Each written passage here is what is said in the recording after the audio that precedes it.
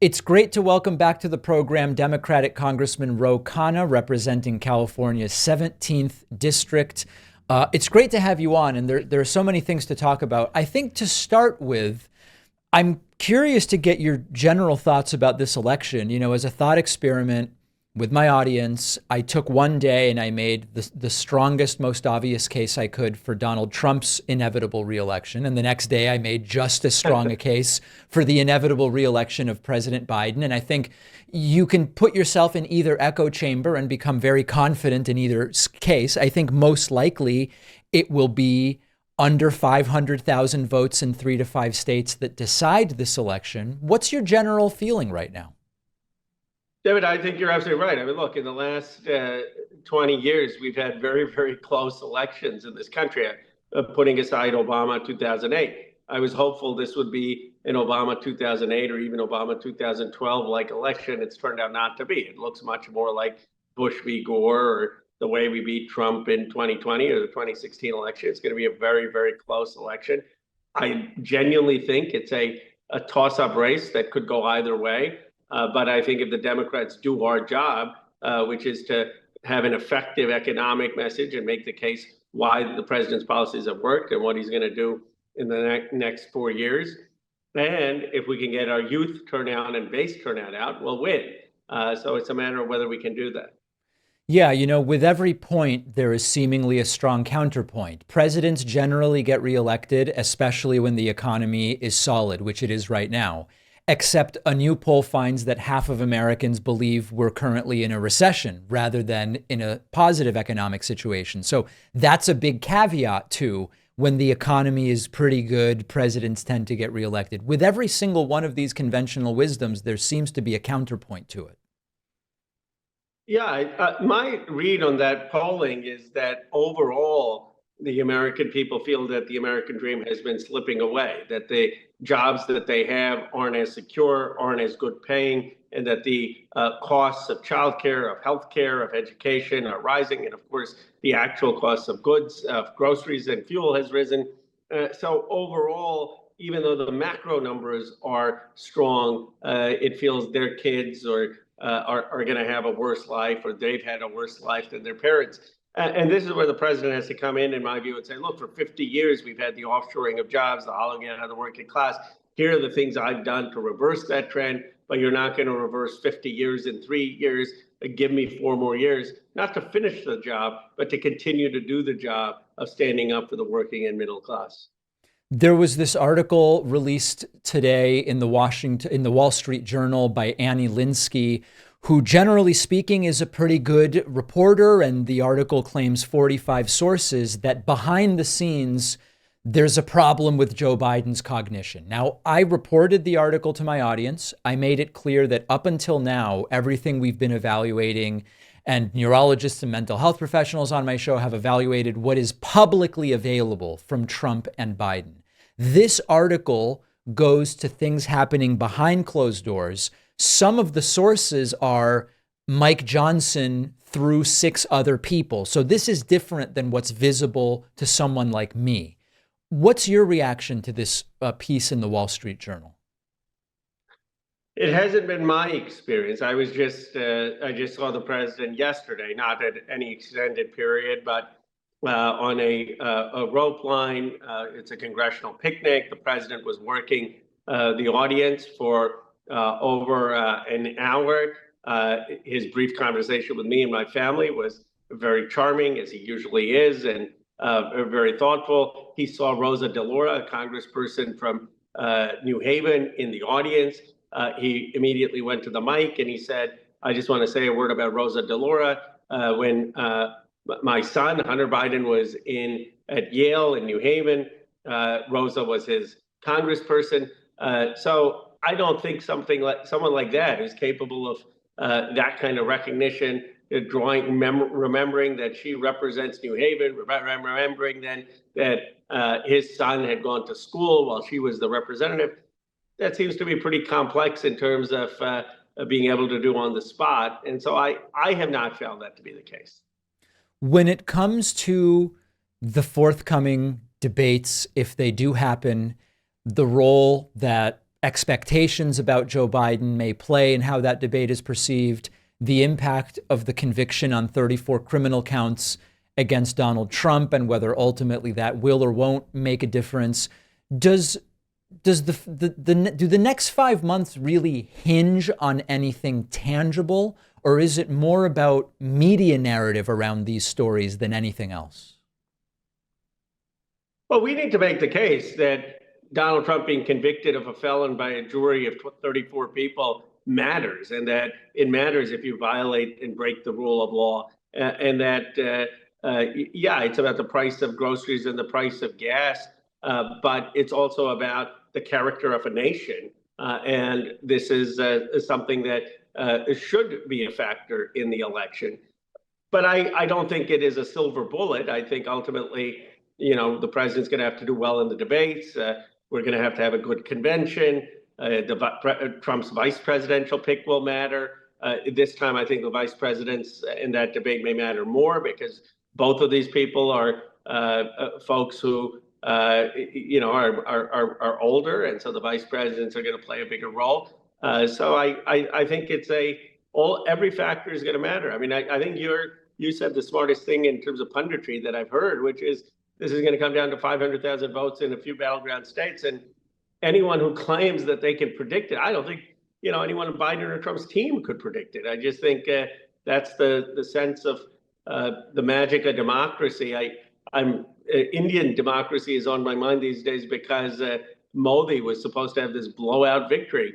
And he didn't. He barely won, and no one saw that coming. And so I just think that when you have millions of people voting, the idea that we can predict it is a bit silly.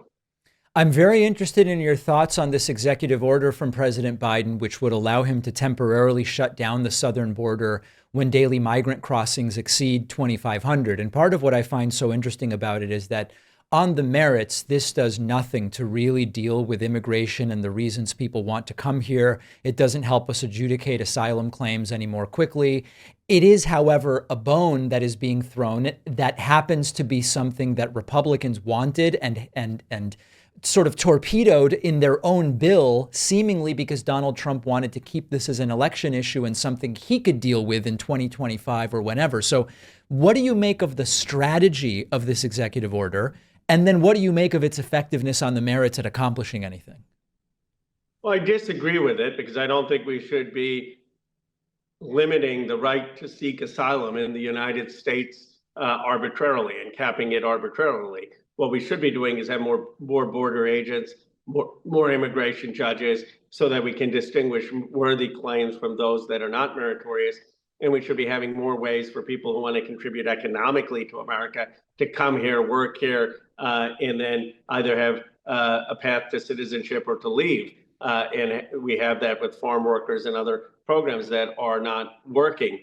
But I will say from a politics perspective, I was talking to some actually African-American members of Congress today who said, the crisis has been so severe in some of their communities that maybe this will help as a short-term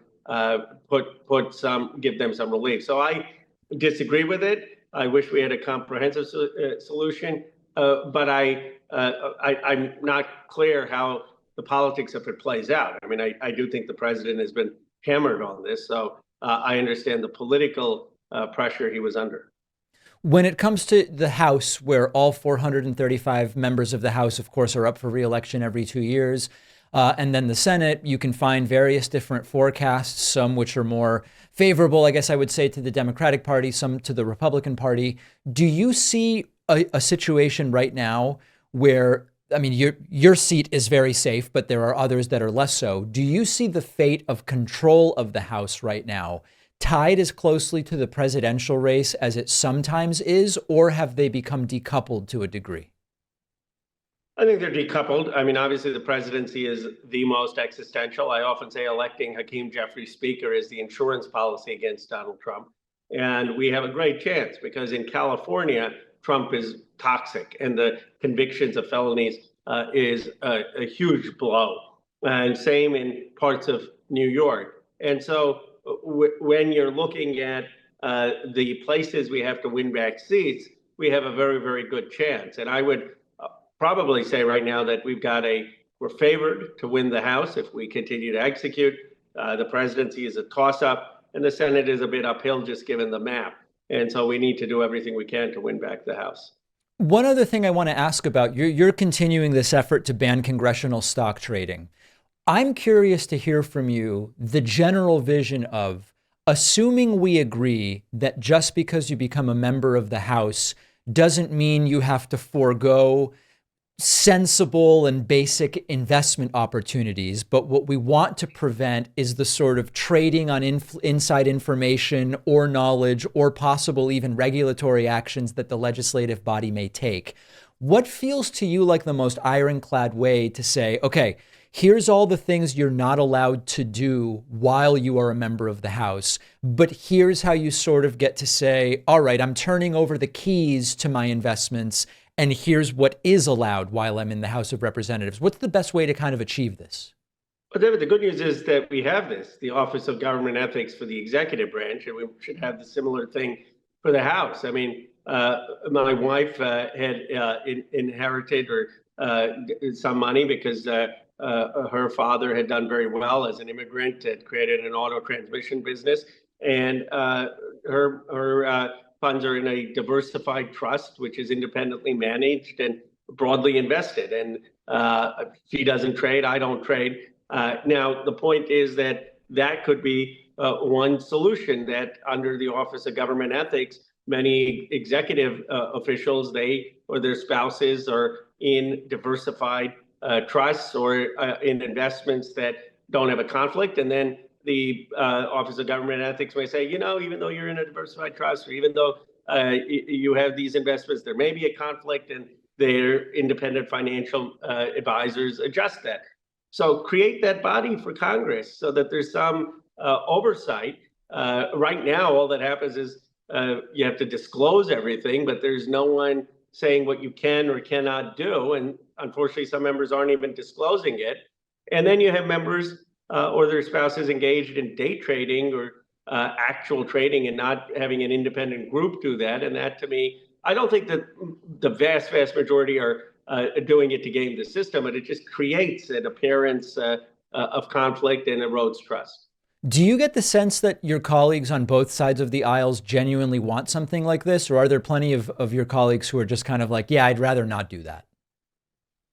I think there are a handful of loud reformers who want something, and we want it because we see that this has eroded trust, but there are probably a great deal who are indifferent. And then there's a group that says, this is probably going to be too punitive. And there's some philosophically who think that members of Congress should be invested in the stocks of a country to understand what it's like to have an equity in American enterprise. I mean, when you look to some people on the right, they have a philosophical argument against it. They think that members of Congress should be like any other American. Of course, only 50% of Americans are actually invested in the markets, but right. You hear a gamut of views. I think, though, having some regulatory agency, at least an ethics agency, having to approve it and look at conflicts of interest, even if you don't have the ultimate ban, which I proposed, and Abigail Spanberger and Chip Roy proposed, I think that would be a common sense thing, because it would help all of us to say, look, we're being ethical. Where my view is probably 95% of these things are ethical, but they get cherry picked and make Congress look bad. Well, if you have the sign off of an ethics agency, that actually would increase trust. I think that that's absolutely the case. We've been speaking with Democratic Congressman Ro Khanna from California. Always appreciate your time and insights. Always appreciate it, David. We'll have to see and be in touch as this election continues. We will.